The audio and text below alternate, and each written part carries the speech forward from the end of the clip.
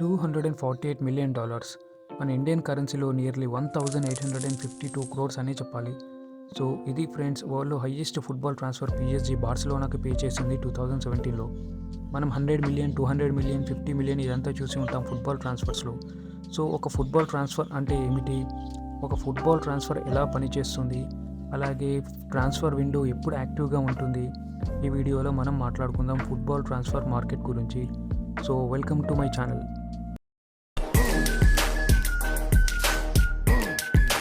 మనం రోజు వింటూ ఉంటాం కదా, ఆ ప్లేయర్ ఈ క్లబ్లో జాయిన్ అవుతున్నాడు అని, అలాగే ఫలానా ప్లేయర్ ఇంకొక టీంతో లింక్లో ఉన్నాడు అని.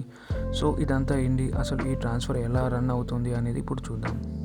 మెయిన్గా ట్రాన్స్ఫర్ విండో ఎక్కువగా అన్ని కంట్రీస్లో 1 జనవరి నుండి 31 ఆగస్టు వరకు, అలాగే 1 జనవరి నుండి 31 జనవరి వరకు ఉంటుంది.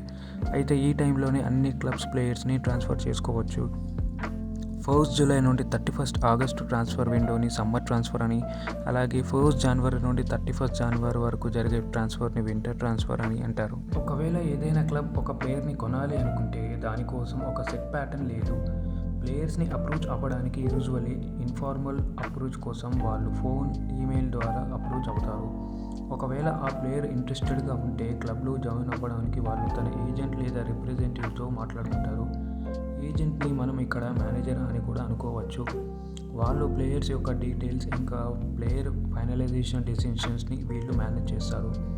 ఏదైనా బ్రాండ్ లేదా క్లబ్ ప్లేయర్ని అప్రోచ్ అయితే వాళ్ళు తన ఏజెంట్ ద్వారా నెగోసియేషన్స్ చేస్తారు. వాళ్ళ ఏజెంట్కి ఈ ఫైనాన్షియల్ మ్యాటర్స్ చాలా బెటర్గా అండర్స్టాండ్ అవుతాయని చెప్పాలి, ఈ కమర్షియల్ పాయింట్స్ అన్ని. సో యూజువల్లీ ఏజెంట్ యొక్క పని ఏంటి అంటే ప్లేయర్స్కి బెస్ట్ శాలరీ ఇంకా బెస్ట్ డీల్ని కుదిర్చడమే. ప్రజెంట్ ప్లేయర్ ఉన్న క్లబ్లో కంటే ఇంకా బెస్ట్ డీల్ తేవాలనుకుంటాడు తన నెక్స్ట్ క్లబ్కి.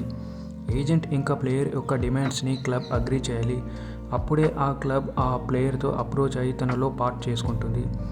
అప్పుడు సెల్లర్ క్లబ్ ఇంకా బయర్ క్లబ్ మధ్య ఒక ప్రైస్ పెడుతుంది. ఆ ప్రైస్ మీద నెగోషియేషన్స్ జరుగుతాయి. ఒకవేళ ఆ డీల్ 2 క్లబ్స్ మధ్య సెటిల్ అవుతే ఆ ప్లేయర్ ఇంకో క్లబ్కి వెళ్ళిపోతాడు అగ్రిమెంట్ చేశాక. సో ఫ్రెండ్స్, ఇప్పటి వరకు మనం చెప్పుకున్నదంతా నార్మల్ ట్రాన్స్ఫర్స్ గురించి, కానీ కొన్ని కేసెస్ వేరేలా ఉంటుంది. ఒకవేళ ప్లేయర్ తన క్లబ్ ద్వారా ట్రాన్స్ఫర్ లిస్ట్లో లేకుంటే, సో ఇక్కడ ట్రాన్స్ఫర్ లిస్ట్ అంటే క్లబ్కి తెలియదు ఆ ప్లేయర్ వెళ్ళిపోవాలనుకుంటున్నాడని. సో ఈ కేసులో ఏమవుతుందో చూద్దాం.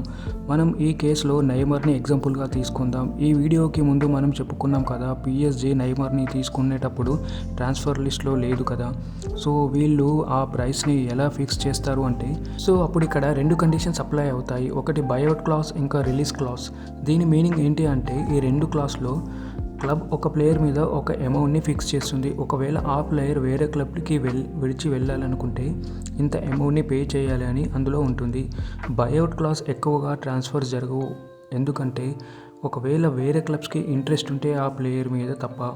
అప్పుడు రిలీజ్ క్లాస్ ద్వారా డైరెక్ట్లీ పే చేస్తుంది నెక్స్ట్ క్లబ్కి. దీన్ని రిలీజ్ క్లాస్ అంటారు. సో ఈ 2 బైఅవుట్ క్లాస్ ఇంకా రిలీజ్ క్లాస్ కొద్దిగా సేమ్ ఉంటాయి. ఇది ఎందుకంటే ఒక ప్రైస్తో ఒక ప్లేయర్ని ప్రొటెక్ట్ చేయడానికి. దీన్ని చూసి వేరే క్లబ్స్ ఆ ప్లేయర్ మీద ఇంట్రెస్ట్ లేకుండా చేయడానికని చెప్పవచ్చు. For example Neymar buyout class వచ్చేసి $448 మిలియన్. అయినా కానీ PSG నెయ్మర్ని తీసుకుంది బార్సిలోనా నుండి $248 మిలియన్ పే చేసి.